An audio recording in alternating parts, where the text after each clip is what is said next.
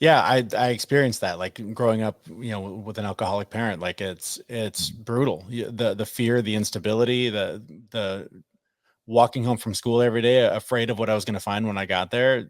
Mm-hmm. It messed me up, and it took a lot of years. I mean, literally in the last couple of years, I was finally able to quiet the negative voices in my head that, constantly beat me up and told me how worthless I was and how stupid I was and I wasn't good enough for anybody like that. I did the work, and that's done. That's gone. Yeah. But that, I know where that came from. And, it's funny. I was at my mom's house for Thanksgiving. I think it was last year. And, I'm sitting there watching her prepare this grand meal for everybody, 4 different lasagnas for every different dietary need and all these things. And the whole time she's downplaying all of them. Like, oh, this one's been sitting out. It's going to be cold. This one's going to be watery. Like, oh, I'm sorry. It's probably not going to be good. And I'm watching everybody going up for seconds and thirds. And I'm like, that's the voice in my head that's always like, oh, just showing up's enough. Like, you got set the bar nice and low. And nothing against my mom. She learned it from somewhere else, right? Like I love my mom. She did the best she could. And then I don't fault her, and I'm not trying to throw her under the bus, but it was just so wild to hear and see the embodiment of this voice that I carry around.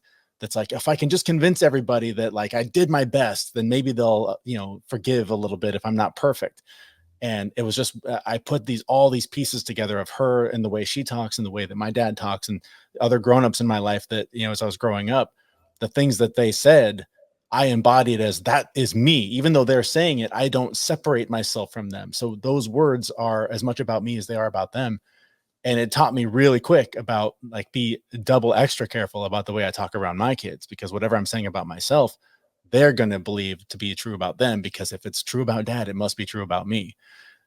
So it's crazy how much that stuff, that just being exposed to it, just being around it as a child, it can take decades to undo that stuff.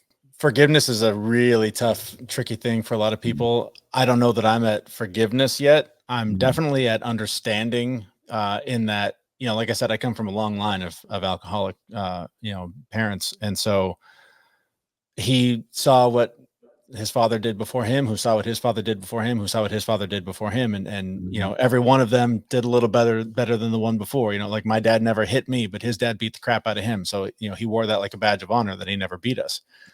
And I'm like, cool. Yeah, I'm glad. Thank you for leveling up a little bit. Right. So I understand. And I look at his generation and what was required of him.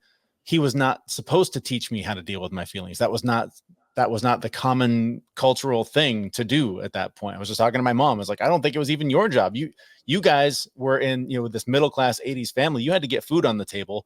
We were, the wild animals that just got home from school and played until it was dinner time. Like, you were not really raising us as much as the neighborhood was, and our just, latchkey kid experience was.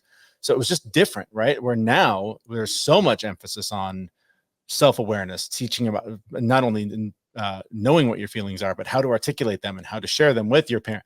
I mean, my kids, I watch them and I'm stunned at their emotional intelligence, how they can articulate to me things about themselves that I can't articulate about myself. And my 8-year-old blows me away, how she'll just come up to me and say, I'm sad. And I'll say why. And she'll tell me exactly why. And like, literally it is sadness. It's not like the toy broke. Like, it's like she gets to the heart of like, this thing was special to me and now I don't have it. And I'm like, wow, that's amazing. And we've come so far.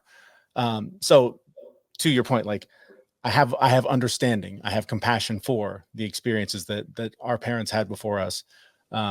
And so, I'm trying to do a little bit better than I didn't beat you, and, raise the bar a little higher for my kids so that they can wear their own badge of honor.